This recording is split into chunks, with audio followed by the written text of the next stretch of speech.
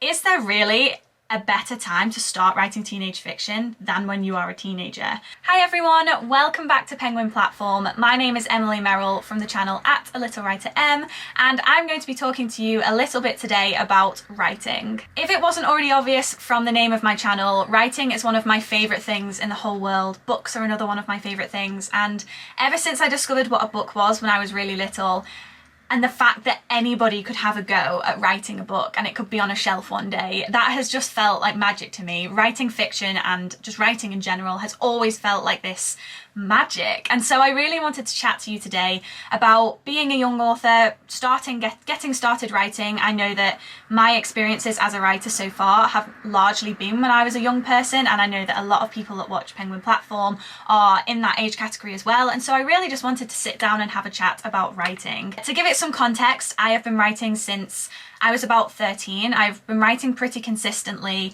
in a variety of formats, but I wrote my first proper novel, like first full length, I think it was 60,000 words when I was 13 or 14 I think I was when I finished it. That was during the dark romance era of Twilight, and that manuscript will never see the light of day. But then I wrote a novel when I was 18 in my first year of university, and then that went on to be published. I signed a book deal the day before my 21st birthday. I'm 22 now, so it came out almost a year ago, and it was called Mine.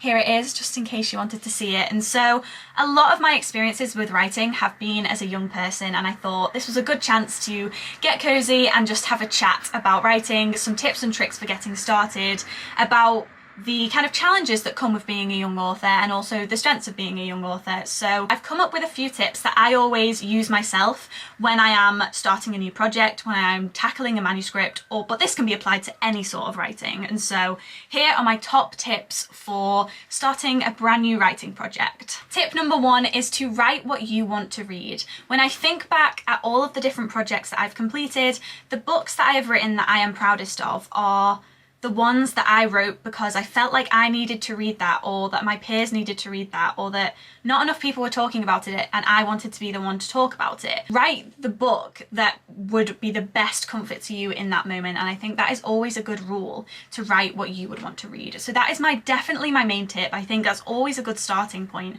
when you're thinking about writing a book. I think it makes the blank page seem less scary when you know that you're going to be writing something that would bring joy to you. And even if no one ever sees it, it will bring that joy to you and you will be proud of it because it is something that you felt that you needed to read. And I think that's always a good rule of thumb when getting started. My second tip for getting started is to create some kind of visual representation of the project that you've got in your head. I think definitely a challenge of writing is to try and convey what you see in your mind. For me, when I'm planning out a book, it's like I'm viewing a movie in my head and I need to get it down onto the screen or the paper. And so a visual representation of that really helps. So I have an example here of a mood board, and this obviously hasn't got any information about my current project, but it is the kind of thing that I would use when getting started. So I like to, obviously this is customizable, I've just put a couple of examples on, and I have Act 1, Act 2 and Act 3 on this side.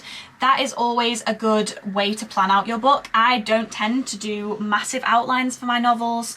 I prefer to just get started writing, but I think having an overall idea of what's going to happen in essentially the beginning, the middle and the end, if you do a bit of research about the 3-act structure, there's loads to read about on the internet, but having a vague idea of what's going to happen always helps me. And then I like to have information about my characters. So I've got a protagonist profile, and that's just a little biography of your main character, because I think they're the most important person to know inside out. And having a little profile of their likes, their dislikes, what they do, where they live, what their ambitions are, is really useful when getting started to kind of visualize the character that you see in your mind. And I think here as well, I've got a little character web. I really like a good character web. And so I put the protagonist in the middle. I have all the important and main characters kind of stemming off from that, and how they relate to the main character, how the main character knows them. That always helps me. I've got things that I might need to research. I've got a list of subplots because I always like to try and pack in some subplots alongside a main plot. And it's a good way to keep track of the subplots that you know you might want to include. I've got locations lists, so all the locations that are very core to the project, and then a timeline, because the timeline is always what trips me up when it comes to writing a book. I always find that the timing is completely off when I come to edit my manuscript. So that is a new thing that I am adding to recent vision boards to try and improve my writing technique. But I think having a visual representation like that just means that that transition from seeing the movie in your brain to getting it down onto the paper is that more smooth. So it goes from being quite a difficult transition to being a smooth transition because you've got that middle stage of being able to visualize it on the board. Then kind of carrying on from the protagonist profile on that mood board, my third tip is to just know your characters inside and out when you come to write your book. I think one of the most fun things about writing for me, I'm a very character-driven writer and not a plot-driven writer. I think a plot is definitely important, but characters are what fuel me. And so I really like to know them inside and out. I think especially with a protagonist, because often you're writing from first person, and so it's kind of like you are them and you have to put yourself in their shoes to get started writing. And so to know everything about them and to feel like you know your main character as well as you know yourself is such a handy way to get started with writing. When I was working with an editor on my book, the main tip she said to me that I've taken away and applied to every writing project I have is to interview characters. And this may sound silly, and it kind of is, but that's the best part about it. Interview your main characters, your protagonist, the main sub-characters. Interview them, ask them stupid things like, what would you put on your pizza? What flavour ice cream would you have? But then also ask them, what is your 5-year plan? What is your worst fear? What is your biggest ambition? And those interviews will never make it into the actual book. They're not writing that contributes to your word count, but they are important because it means that you know your characters inside and out, and that especially with the protagonist, when you go to write from their perspective, you are more likely to know how they would react to the situations in the book rather than you just writing how you as the writer would react. I think it's so important to feel like your characters are your best friends or your family and to know every little thing about them. And it's such a fun process. I think if you're ever having writer's block, that is something that I always do. Even if you can't directly get words on the page for your actual project, it's definitely productive. It definitely still adds to the overall project. So interview your characters, get to know them inside and out, and I promise writing from their perspective will definitely be easier. My next tip is probably one of my favorites, and it is to set up a cozy workstation. I know that writing can take place anywhere, and I do write anywhere, and I always have done. I've written on trains, on my iPhone notes, I've written at the kitchen table, I've written in coffee shops. Absolutely, my favourite place to write is definitely in a coffee shop. Sad that we can't do that in lockdown, but you can make yourself a cozy workstation. For me, I'm going to insert a clip. It is my desk. I get candles going, I get massive mugs of hot chocolate. I've just got a really cozy, well-lit area full of blankets and lighting and all of the snacks, so that when I am in the mood to write, I can sit down at this space and I can always feel like that space is going to be productive. You don't always have to be sat in your productive workspace to be writing. You can write from your bed if you want, you can write from the couch, you can write anywhere. Just knowing that you always have that creative space that's available to you and that's yours and will put you in that mindset is a really great way to get stuck into your project. My next tip would definitely be to cover up your word count or turn off your word count. So I do this by either turning it off on Microsoft Word or covering my screen with blue tack, because when I get bogged down with word count, it's so distracting. I think it's very easy to get wrapped up in trying to achieve 80k. 80,000 words is kind of industry standard for a novel, and I think it's really easy to look at that 80k and every time you write anything or add anything onto your project, constantly be checking the overall word count. And I found that it means that sometimes I'm writing scenes that aren't very good to try and get up to the word count, or I am trying to cut scenes short so that the word count will be a certain length, and it's so much easier and so much more productive and creative and fun to just turn off the word count and just write and just forget about that word count, forget about the pressure to hit a certain number of words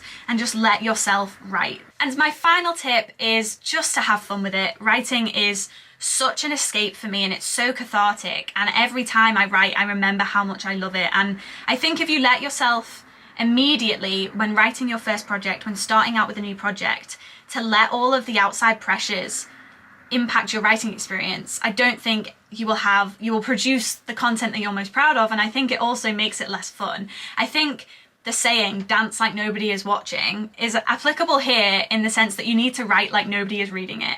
That first draft is not going to be perfect, but it is going to be a lot of fun to write it, and it can be a lot of fun. And I think it's very easy to get distracted by the technicalities, like the 3-act structure or the word count, or really like trying to get all these technical terms and technical styles in writing, but actually just letting go and having fun and seeing where the story takes you, I find to be the most productive mindset to be in. You can always go back and change things. Editing can be as much or as little as you want, or as the project needs. You can go back and change as much as you want, but that initial process, just write like nobody is ever going to read it. Write like it's just for you. Finding your voice, finding your writing style is such an integral part of the process, and it doesn't need to be bogged down by all those technical terms and technical rules of writing. Just have fun with it. Just go wild.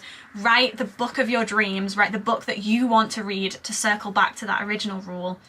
And just have fun with it, because writing can be the most fun. I have always found it through my teenage years, and still now, and definitely in the future, to just be this cathartic and necessary process for me. It's a way of releasing out my emotions. It's a way of being creative. It's a way of understanding the world. The moment you put pen to paper, that is what makes you a writer. It doesn't need validation. It doesn't need publication or awards or fancy covers.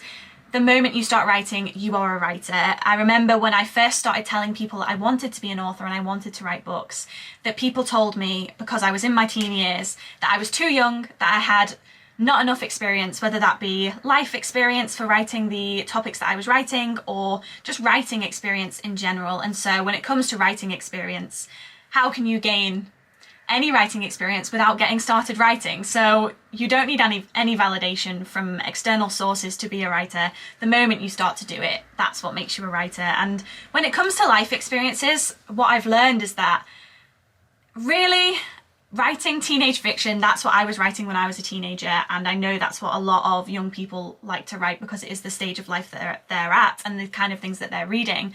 Is there really a better time to start writing teenage fiction than when you are a teenager? I think young people are criticised a lot for being over emotional and having all of these feelings and thoughts and ideas, and I think they're what makes the best fiction. I think channeling that emotion and that angst and those thoughts and ideas and passion into fiction is just the best idea. And so I really don't think you should ever be put off and wait and feel like you need to wait until you are an adult to start writing. I think writing can be done at any age. You can write any genre at any age, and the things that people might consider as points against you, like your passion and your emotions and the intensity of being a teenager, that just makes for the best writing, because writing needs emotion, it needs passion, it needs intensity. So I would just say to never let people tell you that you are too young to start writing. I know that I, for one, am so excited to read the product of the new generations that are writing, because I think young people have such a power to diversify literature, to bring such positive and necessary topics to literature that haven't been covered before, and to really use books as a tool for good. Writing can be so enjoyable, and you're never too young to start doing it. So I really hope those tips helped you. I really hope that if you are feeling like you might want to get started with writing, that this video has inspired you. I know that it can be scary to start writing, especially as a young person. I think often the things that are most creative and divert away from the norm, being a bookworm, being a writer, being both, are not always the things that people think are cool in high school or in your teenage years. But I have realised that if you think it's cool, it is cool. Books and creating worlds and creating characters, I just think is the coolest thing in the world. And so I think the last thing for me to say on the subject of writing is, what have you always wanted to write, and whose story have you always wanted to tell, and why don't you start it today? I know I would love to read it. I can't wait to read all of the books that come out in the future, and yours could be one of them. So don't be afraid to pick up that pen or pick up that keyboard and get writing, because I promise it is worth it. Thank you so much for watching this video. Please chat with us in the comments about books, about writing. You can follow me on Instagram, Twitter and YouTube at @AlittleWriterM, and I love to talk about writing and projects with anyone, so feel free to come chat to me there. Please let Penguin know if you enjoyed this video. This is such a wildest dream of mine. I have been loving Penguin since I was a really little girl, so to be able to create this video for you was just a dream come true. So please let them know if you liked it, because then I may be able to create more content. Thank you so much for watching. I hope you're all staying safe and well, and I will see you soon. Bye everyone.